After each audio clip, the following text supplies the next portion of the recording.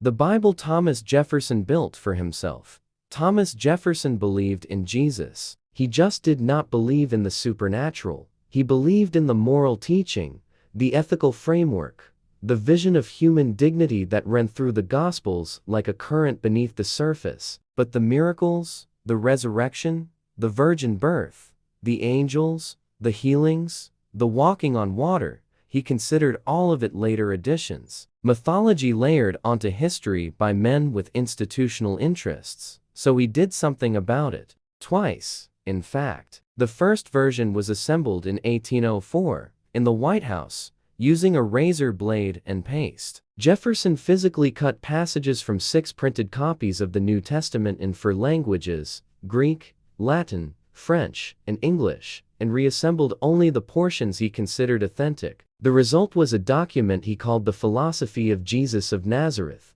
He made a second, more complete version between 1819 and 1820. He called it The Life and Morals of Jesus of Nazareth. That version ends with Jesus sealed inside the tomb, not rising, not appearing to the disciples, not ascending, just sealed inside the tomb, and then silence. Jefferson never published it during his lifetime. He kept it private, showed it to almost no one, and it remained in his family's possession after his death. Congress purchased the original in 1895. The Smithsonian Institution holds it today. What Jefferson built in secret, with scissors and paste, in the private hours of his presidency, is one of the most revealing documents in the history of American faith. If this kind of investigation is what you have been looking for, the archive runs deep. There is considerably more here for those willing to follow it. Jefferson was not alone in his skepticism. The intellectual world he inhabited, shaped by the European Enlightenment and the philosophical tradition of deism, held that reason was the highest instrument of human understanding, and that any claim requiring the suspension of reason deserved scrutiny rather than deference. But Jefferson went further than most of his contemporaries. He did not simply doubt, he edited,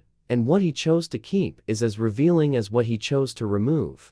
The razor blade in the White House. Jefferson's method was precise and deliberate. He worked from 6 copies of the New Testament, selecting passages in Greek, Latin, French, and English simultaneously, comparing translations, identifying the core he considered authentic, and cutting away everything else. What he removed was systematic. Every miracle is gone. Every claim of divine origin is gone. Every reference to the resurrection is gone. Every appearance of angels, every healing of the blind, every casting out of demons, every moment where Jesus acts as anything other than a human moral teacher of extraordinary insight, gone. What remained was approximately 83 pages of text in the 1820 version. Jefferson described the authentic sayings of Jesus as diamonds buried in a dunghill, his word, surrounded by superstition and later theological invention. He believed the real Jesus had been obscured by the writers who came after him, particularly Paul, whom Jefferson considered largely responsible for transforming a moral philosophy into a supernatural religion. This is not a fringe position in contemporary biblical scholarship. The question of the historical Jesus versus the theological Christ has occupied serious academic institutions for over 2 centuries. But Jefferson was doing this in 1804. In the White House, with scissors. The audacity of the act is worth sitting with for a moment. The 3rd President of the United States, the principal author of the Declaration of Independence, a man whose relationship with Christianity had always been complex and private, was spending his evenings in the executive mansion cutting apart the New Testament. And he never told the American public he had done it. What do you think changes about your understanding of the founders when you learn this? That question has no wrong answer, and this community was built for exactly that conversation. Jefferson's deism was not a theism. He believed in a creator God, a first cause, an intelligence behind the universe. What he rejected was the claim that this intelligence had intervened in history through miracles, or that any institution had privileged access to its intentions. The Jesus of the Jefferson Bible is a man of towering moral clarity operating entirely within the natural world, and that portrait, assembled with a razor blade in the early 19th century, anticipates debates that biblical scholarship is still having today. what he kept, and what that tells you. The passages Jefferson chose to keep form a coherent and specific portrait. The Sermon on the Mount is present in full. The ethical teachings on forgiveness, on love of enemies, on the treatment of the poor, on hypocrisy and pride, all of it is there. The parables of the Good Samaritan and the prodigal son are present. The confrontations with the Pharisees over legalism and institutional religion are present.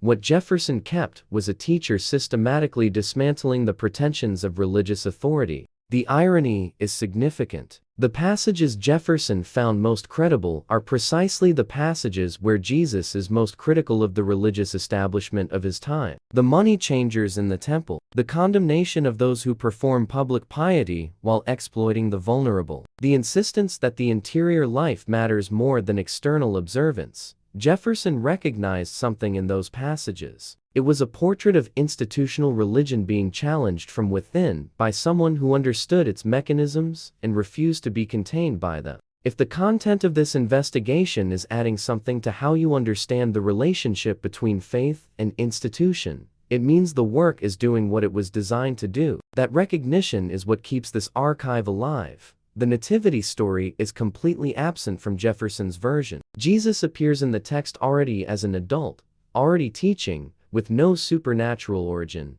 no angelic announcement, no star in the east. The feeding of the 5,000 is absent. The raising of Lazarus is absent. The transfiguration is absent. Every moment where the natural order is suspended is absent. What remains is a Jesus who heals through presence and teaching rather than supernatural intervention, and whose authority derives entirely from the quality of his moral vision. This selective portrait raises a question that Jefferson never fully answered. If you remove everything supernatural from the Gospels, what holds the ethical teaching together? On what authority does the moral vision rest? Jefferson believed the answer was reason itself, and that answer has implications that reach far beyond the 19th century. The document Congress bought and nobody talked about.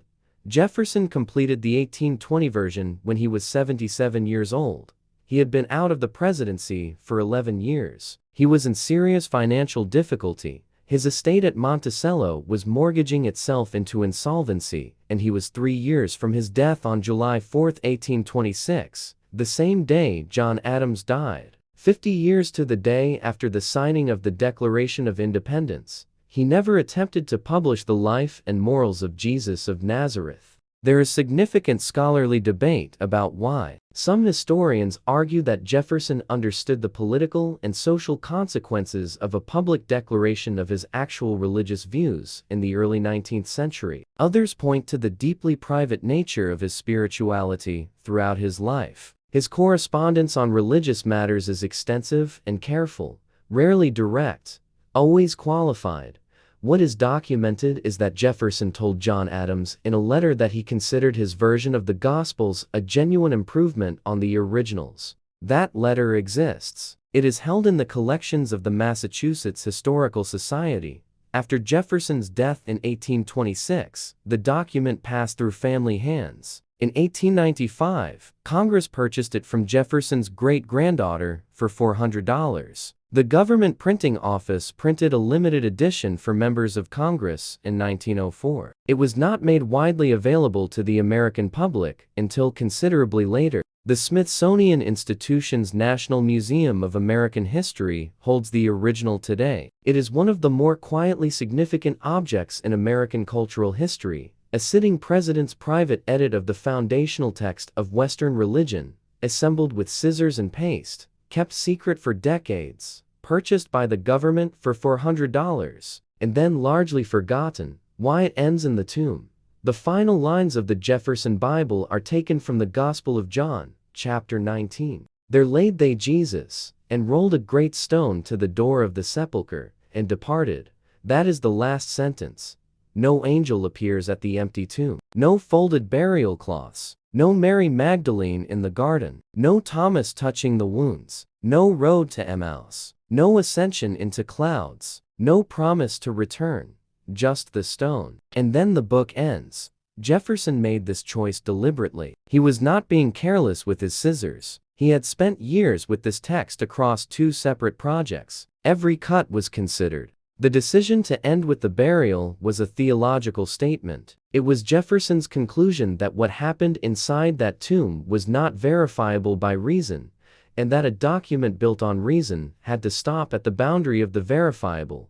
What comes after the tomb in the canonical Gospels is, for Jefferson, the point where history becomes theology, the point where the record of a human life becomes the foundation of an institution. He was not willing to include it. And so, the most influential moral teacher in the Western tradition, in Jefferson's version, ends his story sealed in stone, in silence, in a garden outside Jerusalem. There is something in that ending that is worth carrying with you, not as a conclusion, but as a question. What remains of the teaching if you remove everything that cannot be verified? And is what remains enough? That question is still being asked. Jefferson asked it first with the razor blade, alone, in the White House, and never told anyone. If that question has opened something for you, share it below. If this investigation deserves to continue, you know what to do. And the question worth debating: does removing the supernatural from the Gospels make the moral teaching stronger, or does it remove the very foundation that gives it authority?